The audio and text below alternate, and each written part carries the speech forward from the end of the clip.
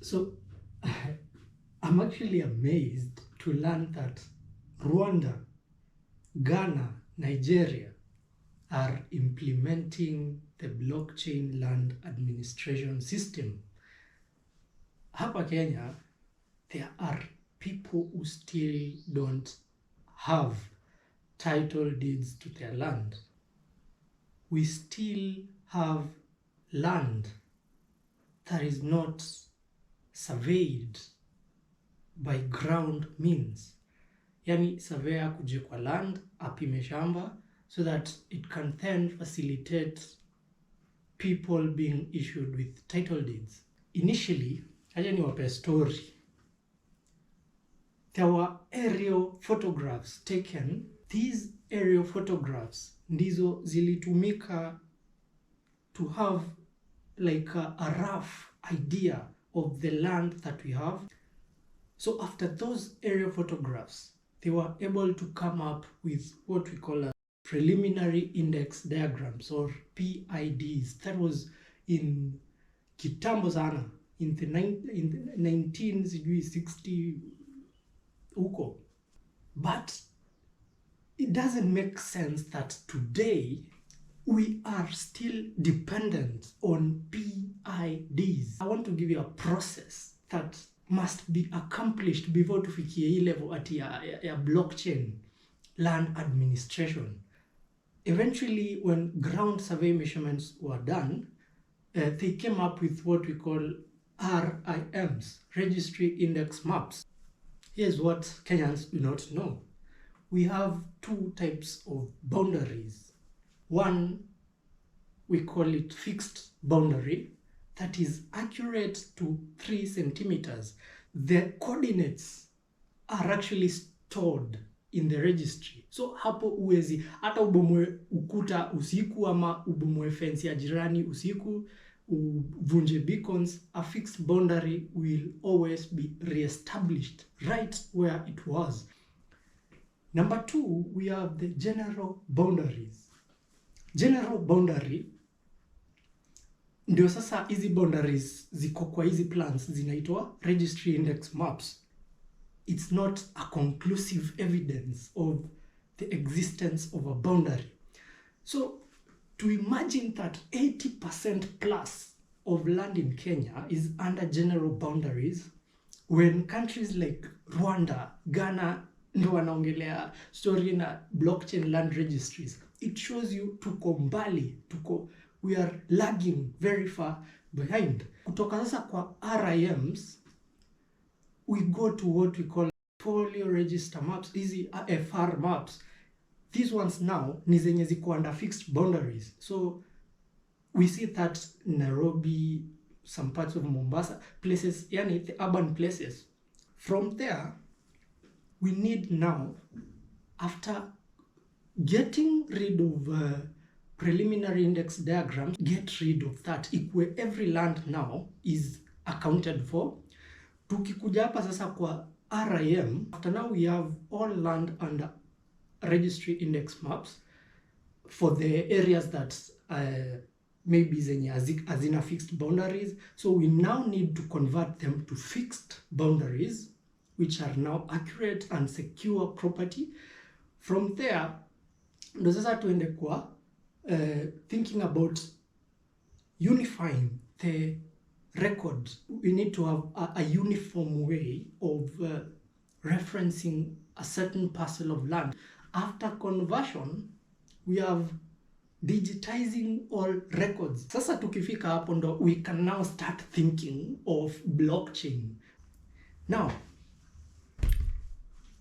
will you believe me nikikwambia, with all these backlog of work to be done, we have 139 active licensed surveyors in Kenya. Huwezi amini, it's actually 164. So you might be wondering, hawa watu unaona maofisi zao huko ni nani? Well, these are other unlicensed professionals and people masquerading as surveyors, quacks if I may call them, all alike. So huwezi jua nani ndo quack, huwezi jua nani ndo licensed. All other survey professionals, ama geospatial professionals, are supposed to operate under a licensed surveyor. They submit the work to a licensed surveyor, who then cross-checks the work, makes sure it's okay, and submits the work to the registry. And now at the registry level, kuna bado government surveyors whose work is to cross-check the work again, ensure everything is okay before now they tell the registrar, okay, everything is all good. You can go ahead and register the land or make the necessary amendments, alterations kwa the land register. But here is what is actually happening. So we have people out there, geospatial professionals and quacks all alike, wanawafanyia kazi and submit their work to a licensed professional, a licensed surveyor, who then appends his or her signature kwa hiyo kazi yako upon payment of a fee. Wewe kwa hiyo pesa unapata, like kuna a fraction yenye unapea huyo license surveyor ili assign kazi yako prior to submission to the registry. So as a licensed surveyor in Kenya, you can actually decide, I'm not working, nakaa tu kwa nyumba, I just do my, if I want to watch movies, I watch movies. After all, I have people out there working for me. All I need to do is to wait, append my signature, forward to the registry, mula. At times, I tend to think the people who came up with these laws are stupid. What were they thinking? So there was a shortage of qualified professionals. The level of technology was considerably low. Flash forward 60 plus years later, 2025, we have thousands of young men and women graduating from our institutions of learning in Kenya on merit. We have very advanced technologies for carrying out survey work in Kenya. Yet, we're still lagging behind. Even our East African countries, bana kina Rwanda, Ghana, African countries like Ghana, Nigeria ndo wanaenda kuanza pia. The people who actually regulate the profession today, I cannot blame them for coming up with the laws. No, they did not. They found existing laws. If everybody is licensed, who will work for the other person? Lest that happens, let's keep this. Hii sheria, it's playing out in our favor. Don't touch it. Wacha ikae hivyo. Let us remain the 164 of us. I usually say we are human, we are more or less the same. So mimi ningekuwa hiyo pande ingine, probably I would think from that angle. But now that I'm not from that side, wacha niongee from my angle. Whose mistake is it that people have procreated na tuko wengi and we need licenses? Whose problem is that?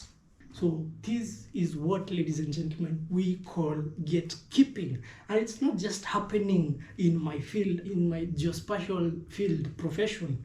Unaona hizi kazi zenye the government has no capacity to employ a lot of people, but hizi ni kazi zenye there are more opportunities out there interacting with clients. Unajitafutia clients kwa watu, so you serve Kenyans as a business.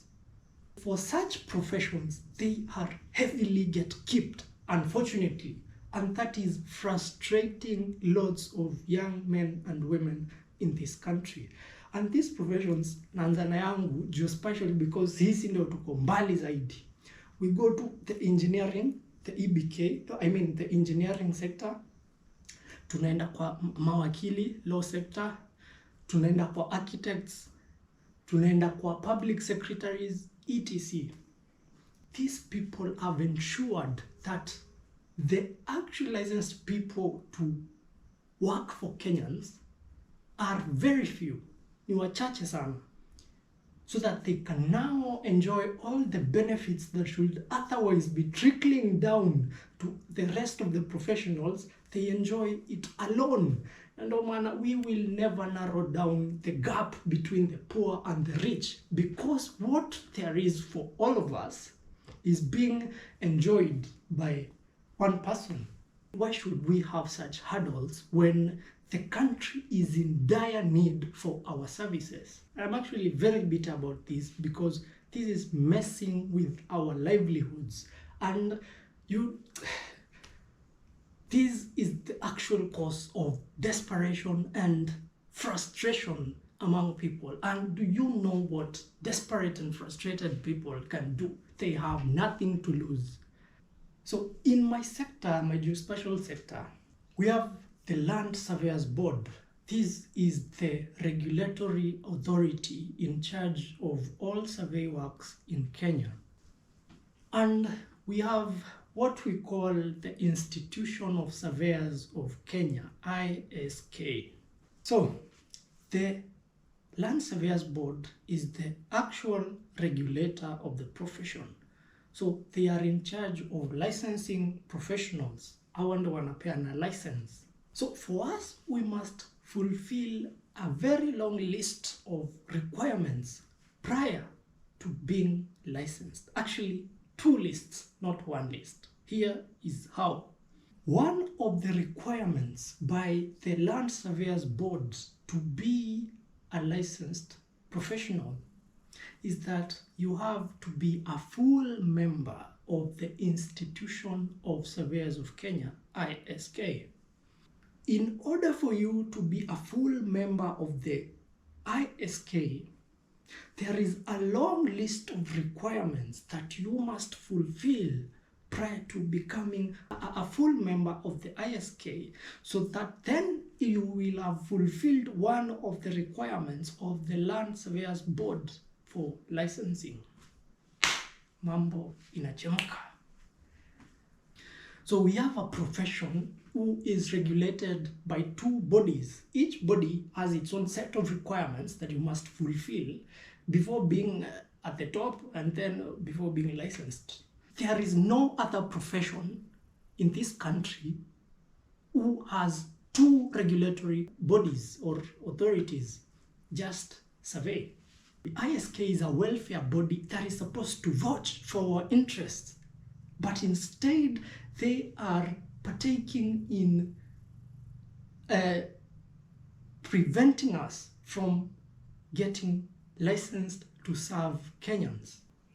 ISK, if I may try to make it more relatable, mnajua hizi chama za walimu, vyama vya walimu, NAT, KUPPET, kuna KMPDU ya madaktari. These are bodies who vouch for the interest of their members, because they charge us money, by the way, to be members. Wao ndo wanatupiga na bado they charge us money for beating us. Ni kama sasa kusema, the law has it that before ukuwe mwalimu, you must be a member of NAT or KUPPET. Na these are bodies that are, first of all, these are bodies registered under the Societies Act. These are private organizations.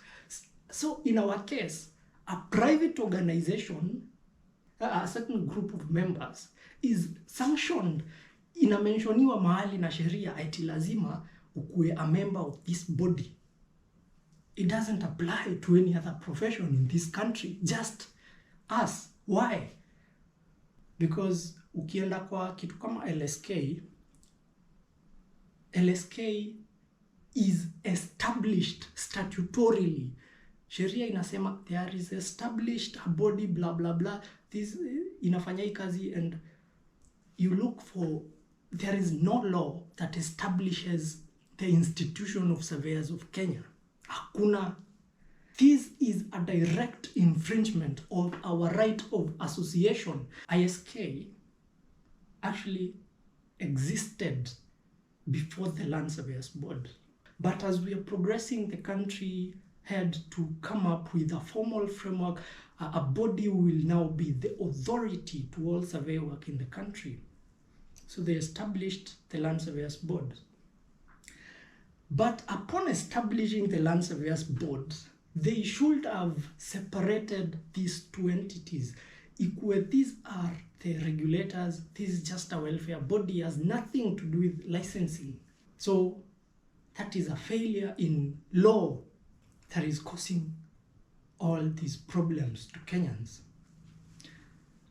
Over to the requirements that we are required to fulfill. The requirements are impractical, not only impractical, but expensive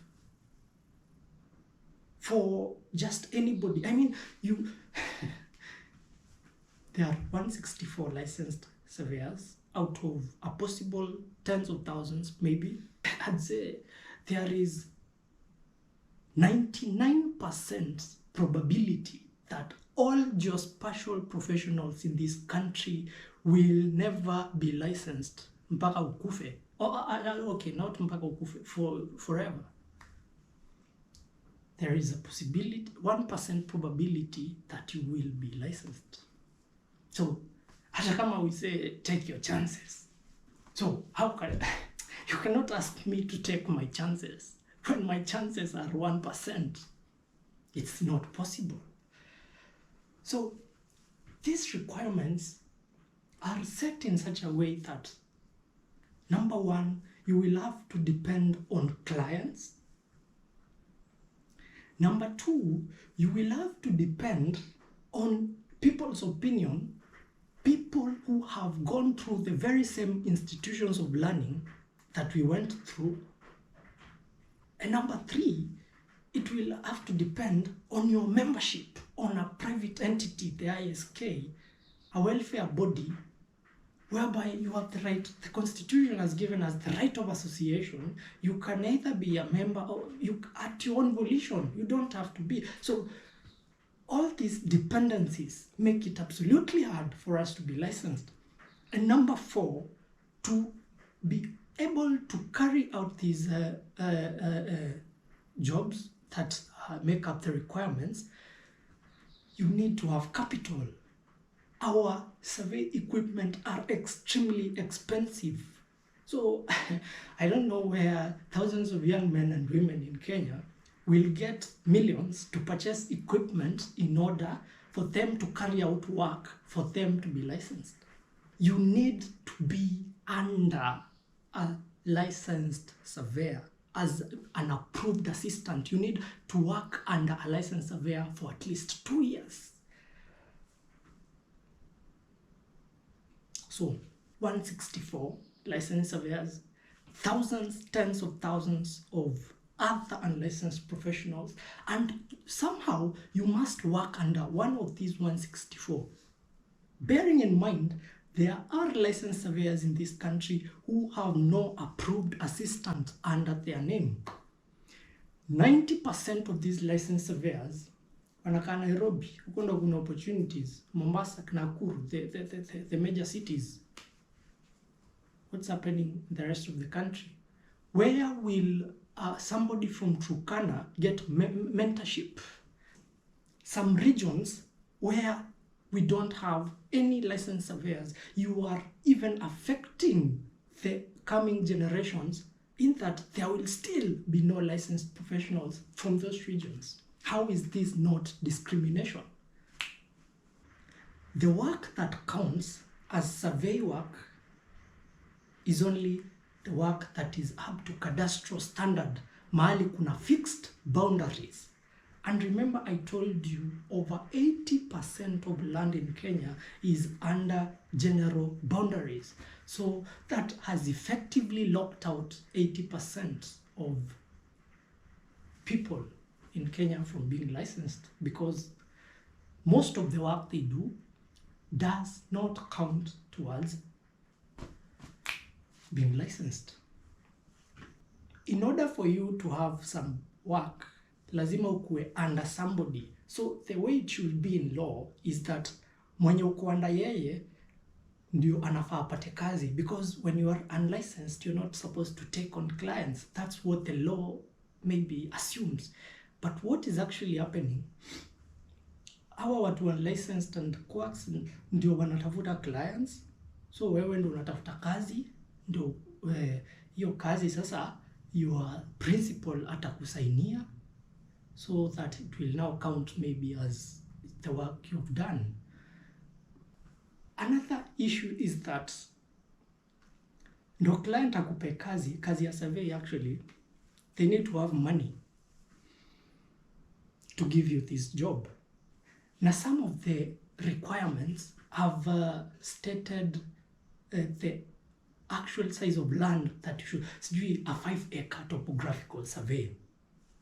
This is impractical, because how many Kenyans will have to access a job of this magnitude? Sijui you have to measure, maybe there is an option for sijui you have to set out a building of 0.1 hectares. That is like 0.1 hectares. So how many Kenyans will have access to jobs of such magnitude? Where will thousands of professionals get willing and ready clients to offer them jobs of this magnitude so that they will be licensed? You see, this is like this effectively makes it a paradox. You need a license to get a job. You need a job to get a license.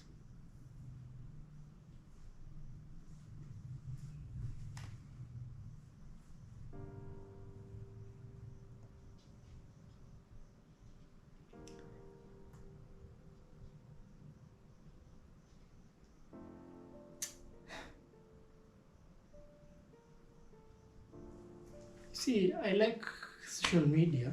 I like the technology today. It has enabled us to be able to air our views.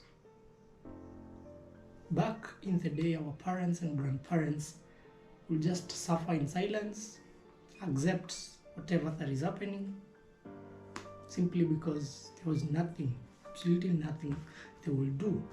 But I love it today that I can be able to share this story with Kenyans, tell them what is happening out there. I can be able to rally like-minded individuals who are willing to push for our rights in this country. And that is the beauty of technology.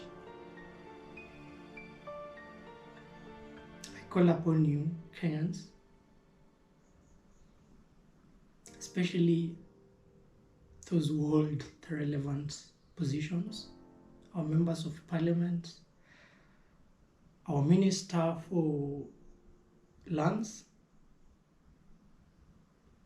Please help us address this issue, because really our future is doomed if we are to go by this.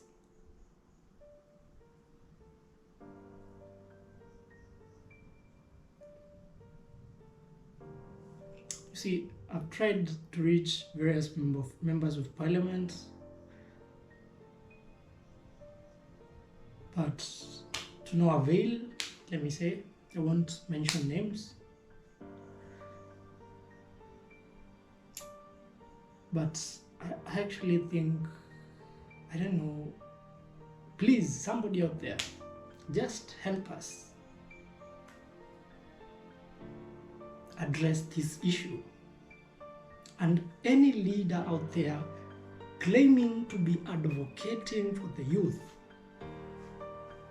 and you will not address such matters, I don't know which youth you will be representing, because as our ancestors told us, A leader who thinks he or she is leading and has no one following is just but taking a walk. So mi naomba our youth leaders pale, watu wenye wanajiita youth leaders, whether self-proclaimed ama you hold various positions, this is an actual thing that you can be able to come out as a champion if you help us address. It's not just in my sector. As I mentioned, they are very, tukienda kwa law iko hivyo, tukienda kwa engineers iko hivyo, tukienda kwa architects iko hivyo, tukienda kwa public secretaries iko hivyo, but our sector is the worst. Ndo maana I've had to mention this.